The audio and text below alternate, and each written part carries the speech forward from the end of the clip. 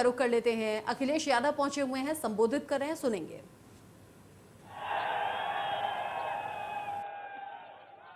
हो गए कि नहीं हो गए? अब वो कानून व्यवस्था की बात कर रहे हैं। जिनकी सरकार में हिरासत में मौत हुई हो और देश में सबसे ज्यादा अगर कहीं हिरासत में लोगों की जान जा रही है तो वो उत्तर प्रदेश है।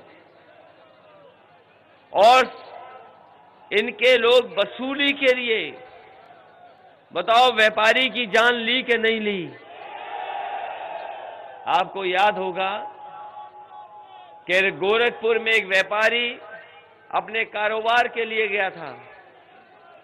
वहां पर वसूली के लिए पुलिस ने मार मार करके उसकी जान ले ली। और कहीं पूरे देश में एक आईपीएस फरार नहीं है। इनकी सरकार में आईपीएस फरार है। और जो 25,000 इनामी माफिया, उसके लिए बताओ जौनपुर में पुलिस कप्तान पिच बनवा करके क्रिकेट खिलवा रहे थे कि नहीं खिलवा रहे थे? और एक घटना नहीं बताइए, उन्नाव में न जाने कितनी घटनाएं हो रही हैं जिस पे आरोप था। बताओ वो मुख्यमंत्री अपने कार्यालय में बुला करके पुलिस से बचाना चाहते थे कि नहीं बचाना चाहते थे? और अगर आज की अखबार पढ़ा होगा, आपने खबर देखी होगी, तो आज भी एक बहन के साथ घटना हुई है। आज सबसे ज्यादा असुरक्षित अगर कहीं हैं बहनें, बेटियां और हमारी माताएं तो भारतीय जनता पार्टी की सरकार में। हम आपको भरोसा दिलाते हैं कि इनकी सरकार में कानून व्यवस्था बिल्कुल चौपट हो गई। मन मर्जी किया और एक घटना नहीं है, हम न जाने कितनी घटना बता सकते हैं आपको। और ये रायबरेली के लोग जानते होंगे कि यहां पर भारतीय जनता पार्टी के लोगों ने किस तरीके से लोगों को सताया है। न जाने कितनों पे झूठे मुकदमे लगे हैं। और वो चुनाव भूल जाओगे आप, पंचायत का चुनाव, ब्लॉक प्रमुखी का चुनाव, कोई सदस्य अपने घर पर नहीं रह पाया। जिला पंचायत सदस्य तो दूर, बीडीसी तक के पीछे पुलिस पड़ी हुई थी। और वो भूल जाएंगे आपके पर्चा एक बहन से कैसे छीना गया। पर्चा छीनने के लिए ये भारतीय जनता पार्टी के लोगों ने एक बहन के कपड़े तक फाड़ दिए थे। ये हमारे मुख्यमंत्री की गलती नहीं है। ये जो कानून व्यवस्था इस तरीके से हो गई, ये उनकी गलती नहीं है। जब सुबह उठ करके वो शीशा देखते हैं और उसके बाद पूरे दिन वही चर्चा करते हैं, उन्हें जो शीशे में दिखाई देता है उसके बाद पूरे दिन वही चर्चा करते हैं। बताओ उत्तर प्रदेश में अगर कोई मुख्यमंत्री बना होगा, इतनी धाराएं रही होंगी क्या किसी पर? ये पहले मुख्यमंत्री जिन पे इतनी धाराएं रही। और सबसे ज्यादा अपराधियों को संरक्षण अगर किसी ने दिया है तो ये भारतीय जनता पार्टी की सरकार ने दिया है। समाजवादी पार्टी तो सुधार ला रही थी, 100 नंबर वाली व्यवस्था लागू की थी समाजवादियों ने।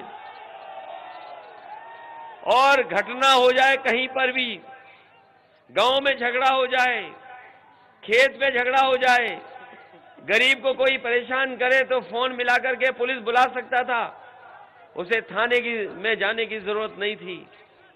ये 100 नंबर की व्यवस्था जब से 112 हुई है, ये भारतीय जनता पार्टी ने पुलिस का भी कबाड़ा कर दिया। ये जो डबल इंजन के लोग दावा करते हैं, बताओ डबल इंजन की सरकार में एक ही चीज डबल हुई है, वो भ्रष्टाचार डबल हुआ है। हुआ डबल के नहीं हुआ? इसलिए साथियों, मैं जन समर्थन देख करके और जन सलाह देख करके मैं कह सकता हूं कि यहां के लोगों ने अपनी राय बना ली है। बताओ राय बन गई कि नहीं बन गई? कि अब तो केवल साइकिल की रफ्तार बढ़ेगी और किसी की रफ्तार नहीं बढ़ने वाली। इसलिए समाजवादी पार्टी ने तय किया है कि इधर जब बिजली का बिल आता है तो आपको करंट लगता है कि नहीं लगता है। इसलिए समाजवादी पार्टी ने तय किया सरकार बनने पर 300 यूनिट बिजली फ्री होगी, किसी को बिल नहीं देना पड़ेगा। और हमारे किसानों को हम भरोसा दिला के जा रहे हैं, जिस तरीके से पहले सिंचाई माफ थी, कोई पैसा नहीं देना पड़ रहा था, आने वाले समय में समाजवादी सरकार बनेगी तो सिंचाई के लिए पूरी की पूरी बिजली माफ होगी, एक भी पैसा आपको नहीं देना पड़ेगा।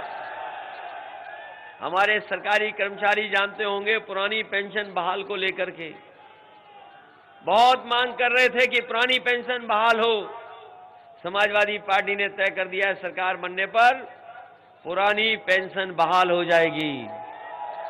और अगर बजट से भी कॉर्पस फंड बनाना पड़ेगा तो कॉर्पस फंड बना करके उनकी मदद करने का काम होगा।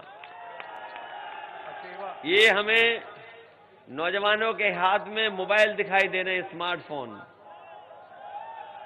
और एक साथी लैपटॉप भी हमें दिखाई दे रहा है।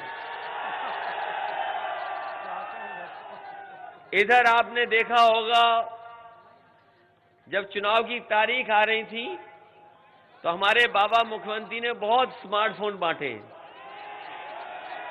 लाखों लाख बांट दिए स्टेडियम में, टैबलेट बांटी और लैपटॉप भी बांटा, लेकिन रायबरेली के लोगों को कुछ नहीं मिला। बताओ मिला आपको किसी को? और मिलता भी कैसे? बाबा जी खुद नहीं लैपटॉप चला पाते। अभी तक तो मैं समझता था कि लैपटॉप नहीं चला पाते हैं, लेकिन अभी जानकारी हमें मिली है कि हमारे नौजवान तो चला लेते हैं स्मार्टफोन। और आपको इसीलिए नहीं मिला क्योंकि हमारे बाबा मुख्यमंत्री स्मार्टफोन भी नहीं चला पाते। और उनका प्रिय जानवर जानते हो कौन सा है? गौशाला के नाम पर बताओ कितना पैसा आया। हमारी गाय मां भूखी जान दे रही हैं, भूखी, कोई उन्हें खाने को भूसा नहीं दिया। पता नहीं कहां चला गया बजट। और सड़कों पर बताइए कितने सांड घूम रहे हैं। बताओ सांडों को हटाना चाहते हो, अपनी खेती बचाना चाहते हो कि नहीं बचाना चाहते हो? और खेती करने वाले जानते होंगे कि ये बीजेपी वाले आए थे, कह गए थे हम किसानों की आय दोगुनी कर देंगे। किसान भाइयों बताओ कौन सी पैदावार की आपको कीमत मिल गई? किसी फसल की आपकी आय दोगुनी हुई हो तो बताओ। अगर धान पैदा किया होगा तो धान की लूट हुई कि नहीं हुई? और हमारे अगर किसानों ने गन्ने का भुगतान के लिए कहा हुआ तो गन्ने का भुगतान भी नहीं हुआ कहीं भी। और किसी फसल की ये कीमत नहीं दे पाए। और जब किसान को खाद की जरूरत थी तो बताओ खाद किसी को मिल गई? न डीएपी मिली। और अगर किसी को बोरी खाद की मिल भी गई होगी तो उसमें से 5 किलो की चोरी हो गई। ये बोरी में चोरी कर रहे हैं कि नहीं कर रहे हैं? और याद होगा कि नहीं याद है आपको कि यही कह रहे थे कि हवाई चप्पल में चलने वालों को हवाई जहाज पे बैठाएंगे। और डीजल पेट्रोल की कीमत कहां पहुंच गई? पेट्रोल 100 के पार हो गया कि नहीं? ये दोबारा सरकार में आ गए तो देख लेना पेट्रोल 200 रुपए लीटर बिकेगा, 200 रुपए लीटर। इसीलिए समाजवादियों ने तय किया है कि महीने में हमें अगर 1 लीटर या 2 लीटर भी फ्री देना पड़ेगा तो मोटरसाइकिल के लिए फ्री पेट्रोल देने का काम समाजवादी लोग करेंगे।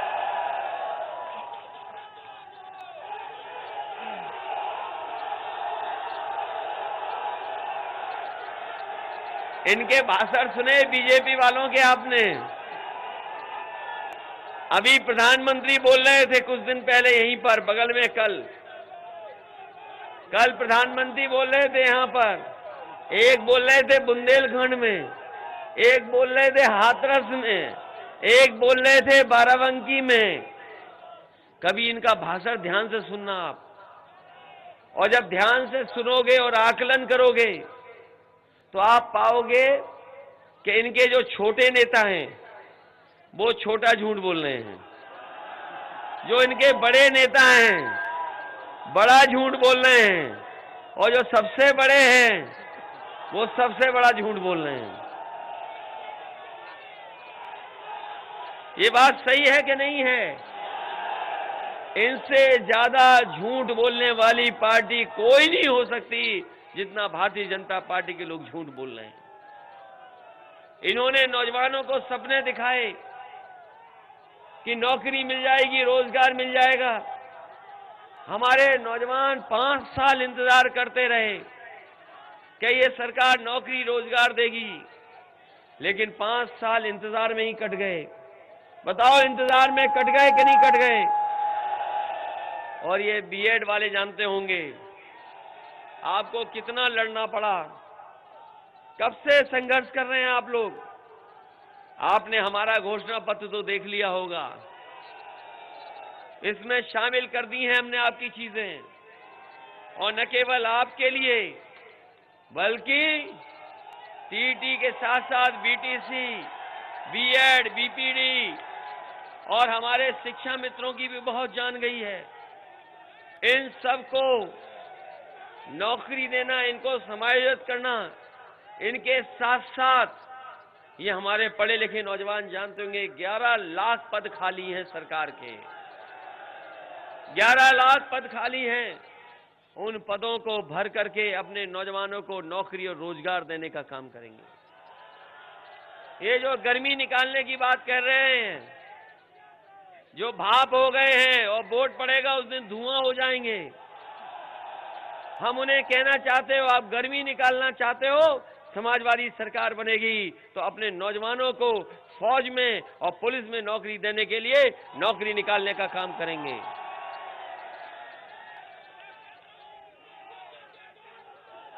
इसलिए आज समाजवादी पार्टी के पक्ष में आपसे मैं सहयोग और समर्थन मांगने आया हूं।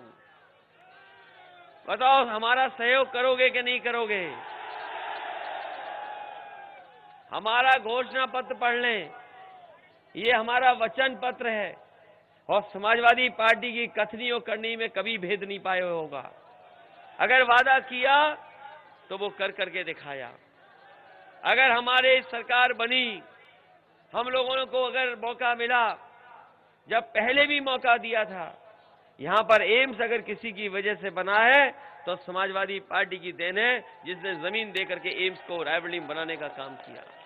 हमें अगर सड़कें बनाने के लिए कहीं से कोई बात आई होगी तो सड़कें बनाने के लिए भी हम लोगों ने कभी विकास को नहीं रोका। बिजली के उत्पादन में भी बहुत काम किया है। आने वाले समय में ये निश्चित करके जा रहे हैं कि अगर हमारे गरीबों की गंभीर से गंभीर बीमारी के लिए अगर सरकार के बजट से पैसा देना पड़ेगा तो हम आपके गरीबों के इलाज के लिए बजट से पैसा दे करके उनका पूरा का पूरा इलाज फ्री कराने का काम समाज लोग करेंगे। ये आज जो एम्बुलेंस चल रही है सड़कों पर, ये समाजवादियों की देन है। समाजवादी पार्टी की देन थी कि एम्बुलेंस चलाएं, और अगर गांव में गरीब को जरूरत पड़ती तो यही एम्बुलेंस मदद कर रही है। जब से बाबा जी की सरकार आई, ना ड्राइवरों को सुविधा दी, ना एम्बुलेंस बढ़ाई, ना एम्बुलेंस के लिए कोई व्यवस्था की, उस व्यवस्था को भी इन्होंने खराब किया है। हम आपको भरोसा दिला के जा रहे हैं, गरीबों के इलाज के लिए एम्बुलेंस की अगर संख्या बढ़ानी पड़ेगी तो संख्या बढ़ाएंगे, और ड्राइवरों को भी अगर सुविधा देने का मौका मिला तो सुविधा देंगे, जिससे वो भी सम्मान के साथ जीवन जी सके। ये पुलिस की गाड़ियां अगर चल रही सड़कों पर, ये समाजवादियों की देन है। ये कहते हैं कि हम लोग समाजवादी नहीं हैं, हम लोग तमंचावादी हैं। कहते हैं कि तमंचावादियों ने कारखाने लगाए थे तमंचे के। बताओ, हमारे मंच में कोई तमंचावादी दिखाई देता हो तो बता दो। हमारे एक प्रत्याशी सलोन के हैं, पद्मश्री डॉक्टर हैं। बताओ, भारतीय जनता पार्टी किसी पद्मश्री को चुनाव लड़ा रही हो तो बता दो।